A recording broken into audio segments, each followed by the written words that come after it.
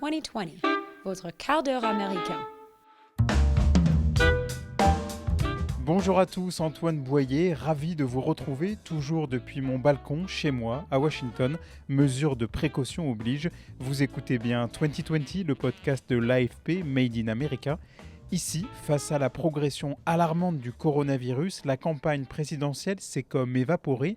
Il n'y a ni meeting ni réunion publique. Circonstances exceptionnelles, changement de programme, 2020 devient pour un temps indéterminé un podcast consacré à la pandémie aux États-Unis. This is the most abnormal America I've ever lived in. Times Square est méconnaissable. It's called the invisible enemy, and that's what it is. It's an invisible enemy. Aux États-Unis, les morts se comptent par centaines chaque jour. Il y a davantage de cas confirmés que dans n'importe quel autre pays du monde. L'Amérique pourrait rapidement dépasser l'Europe et devenir l'épicentre de la pandémie. Alors quelle réponse, quelle stratégie pour lutter contre le coronavirus ?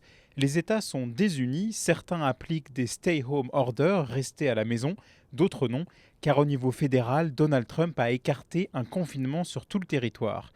Et parfois, ça change d'une ville à une autre. À Washington, où je suis, par exemple, la mairie nous demande d'être de bons voisins et de rester chez nous, mais aucune obligation. Aujourd'hui, plus de la moitié des Américains vivent confinés. Avec les journalistes de l'agence France-Presse partout sur le terrain aux États-Unis, je vous propose un tour d'horizon de la vie américaine à l'heure du coronavirus. Ça s'entend pas forcément, mais là je suis à Times Square. Les escaliers rouges sont complètement vides, il y a même un agent de sécurité qui bloque l'accès. Et j'ai jamais vu Times Square aussi vide. Je suis déjà venue ici pendant des tempêtes de neige et il y a toujours plus de monde. Il y a quand même quelques touristes qui prennent des selfies, mais vraiment, Times Square est méconnaissable. Diane Dezobo est journaliste vidéo à l'AFP, elle vit et travaille à New York. Diane m'a envoyé cette pastille sonore depuis la ville qui ne dort jamais, désormais plongée dans un demi-sommeil angoissant.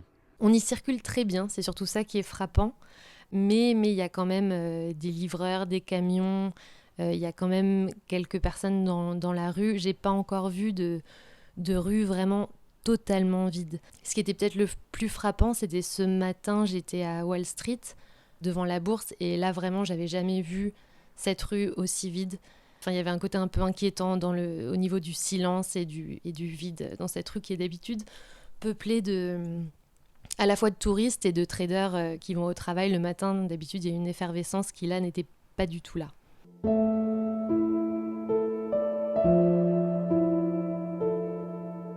J'étais un peu étonnée au début de cette comparaison avec le 11 septembre qui revient, parce que pour moi c'est complètement...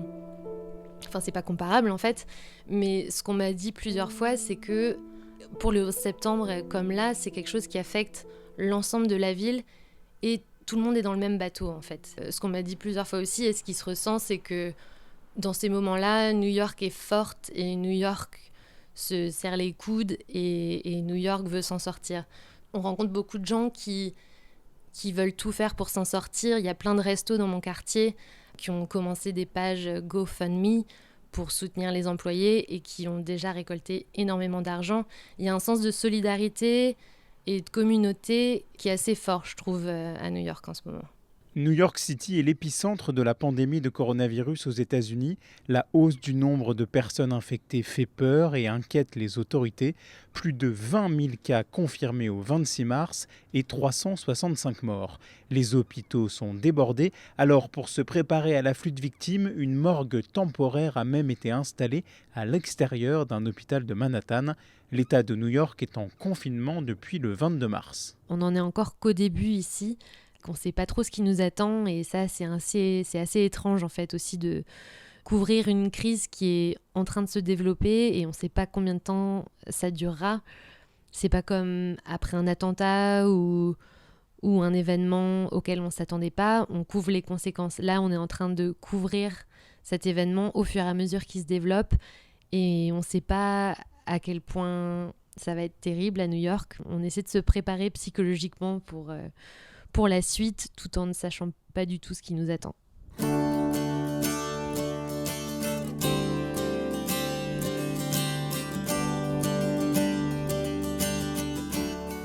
On traverse le pays virtuellement seulement, direction l'ouest américain, la Californie, le premier État à avoir déclaré un confinement. J'en ai discuté avec Julie Jameau, reporter de l'AFP à San Francisco. À San Francisco et dans toute la région de San Francisco, ça a commencé à peu près en même temps que la France. C'était la première région aux États-Unis à avoir mis en place ce type de mesures. Même si c'est pas appliqué de façon aussi drastique qu'en France ou en Italie, le principe est le même. On est très fermement encouragés à rester chez nous. Les gens à San Francisco n'ont pas vraiment respecté les consignes de rester chez eux. Si. Enfin, je pense qu'ils les ont respectés. Par exemple, je suis allée à l'un des parcs emblématiques de la ville qui s'appelle le parc Dolores, qui d'habitude, s'il fait beau, est couvert de monde, de groupes, des jeunes, des moins jeunes. Ça fume des joints dans tous les sens. C'est vraiment bondé. C'est pas un parc immense non plus, mais c'est pas loin de Castro, le quartier gay, hippie, etc. Il y a une très belle vue sur la ville. Donc normalement, c'est bondé. Et là, c'était vraiment pas bondé. Il y avait plein de places et on voyait que les gens se tenaient quand même à distance entre eux, même ceux qui étaient en groupe. Mais il y avait quand même des gens qui, clairement, n'étaient pas juste en train de faire un peu d'exercice ou de promener leur chien et de rentrer à la maison. C'était des gens qui passaient une partie de l'après-midi au parc. San Francisco, ville berceau de la technologie, c'est ici que sont développées les applications utilisées par vous, par moi, par nous, quoi. On pourrait se dire que c'est un bon moment pour eux parce que tout le monde, en ce moment, passe son temps sur Instagram, Facebook, YouTube, Netflix ou à faire des courses en ligne sur Amazon. Mais il ne faut pas oublier que ces boîtes, elles sont comme toutes les autres boîtes, c'est-à-dire que les gens bossent de chez eux. Et comme toutes les autres boîtes, elles sont touchées par la crise parce que leur revenu, c'est la publicité. Et en ce moment, les budgets publicités ils sont complètement coupés. Donc elles ont moins de revenus, beaucoup plus de pression dans l'organisation du travail, c'est quand même hyper compliqué. Et en même temps, elles doivent assurer un service qui est devenu quasiment un service public. Parce que les gens, en ce moment, sont très demandeurs et ont vraiment besoin des réseaux sociaux pour avoir l'impression de vivre ensemble avec les autres, même s'ils sont confinés chez eux.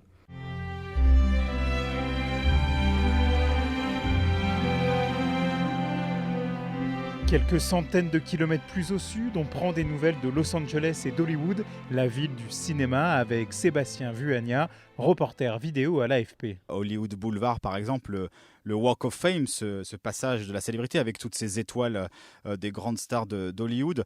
Alors là, tous les magasins sont fermés, il n'y a absolument rien, pas un touriste. De toute façon, les Européens qui commencent leurs vacances de printemps, leurs vacances de Pâques, ne sont pas là, les Chinois ne sont pas là, puis évidemment, les Américains ne sont pas là non plus.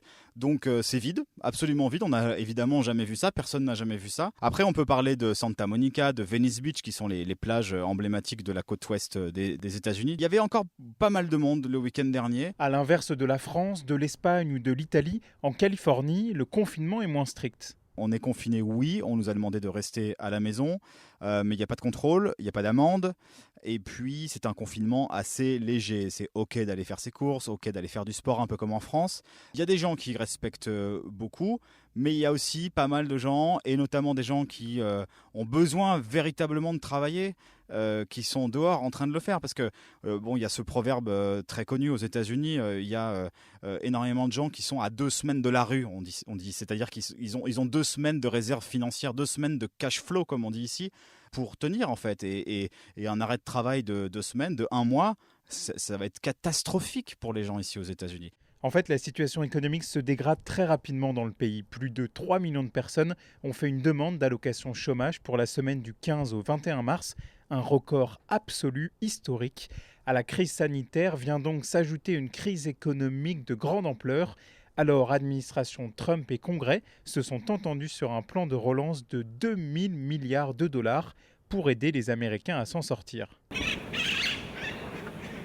Direction la Floride maintenant et Miami, où les plages ont finalement fermé après des jours de polémique avec tous ces jeunes qui continuaient à se dorer la pilule malgré la menace invisible.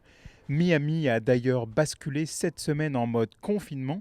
Leila Makor, journaliste AFP basée dans cette ville du Sunshine State, décrit l'atmosphère. C'était juste avant le confinement. In Miami and Miami Beach, hotels are closed with the yellow police tape along their doors. À Miami et Miami Beach, les hôtels sont fermés. Leurs portes sont barrées de scotch jaune, comme celui de la police. C'est étrange de voir certains faire du skate au milieu de l'avenue touristique Ocean Drive. Même s'ils passent du bon temps, ce n'est pas raisonnable.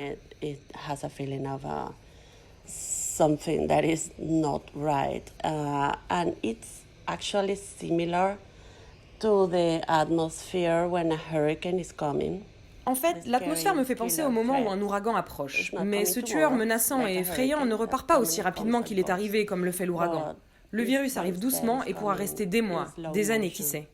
And may linger for months or years, who knows. En Floride, l'inquiétude concerne en particulier les personnes les plus âgées, les plus vulnérables face au coronavirus.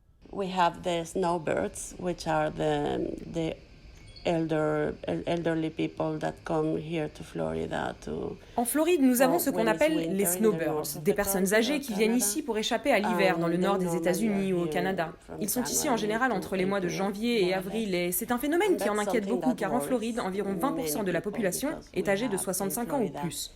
More or less 20% of its population is 65 or older.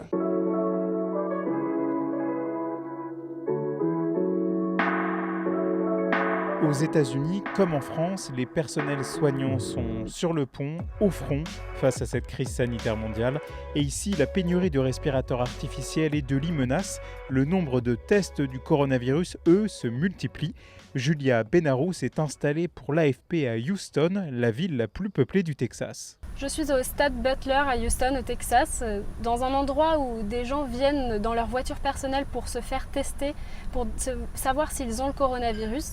C'est un endroit qui ne teste que les personnes symptomatiques ou à risque, comme par exemple les personnes âgées, qui ont déjà été en contact avec un médecin qui leur a conseillé de venir. Donc ici, pas de file d'attente comme ailleurs, même au Texas. Ici, les gens sont très organisés, viennent dans leur voiture, attendent en ligne, devant des tentes blanches où plusieurs personnels médicaux viennent à leur rencontre. Les médecins portent des masques, des blouses bleues, assez courtes qui ne leur couvrent pas entièrement les jambes et ils portent des gants bien sûr. Les médecins demandent aux patients d'ouvrir la portière de sa voiture ou sa fenêtre et réalisent les tests ainsi. Ensuite ils amènent ce qu'ils ont collecté à l'intérieur de la tente et puis les voitures roulent et sortent de l'autre côté. C'est un processus très rapide. Well, I am sitting down eating some delicious Indian food. Retour à Washington, j'ai rencontré Alex, 36 ans, employé de l'administration, qui dégustait un plat indien sur un banc. We're sitting here about 100 meters in front of the White House gate. On est assis à 100 mètres devant l'entrée de la Maison Blanche. En la regardant, on observe quelques membres du service de protection du président, peut-être quelques snipers sur le toit, une poignée d'ouvriers, des SDF et 2 touristes dans un lieu qui d'habitude est très touristique. C'est l'Amérique la plus bizarre dans laquelle j'ai jamais vécu. Il est quoi? Il est presque 13h, un mardi après-midi à Washington et cet endroit est vide. Les restaurants sont fermés, il n'y a pas de bouchons. J'ai mis 10 minutes au lieu de 30 pour venir au travail. Mon bâtiment est vide à 90%. La capitale est une ville fantôme. Face au coronavirus, l'action de Donald Trump est approuvée par 6 Américains sur 10. Le président a publiquement annoncé qu'il aimerait en finir avec les mesures de confinement dès le 12 avril, le jour de Pâques, pour relancer l'économie, aux grandes dames des experts en santé publique.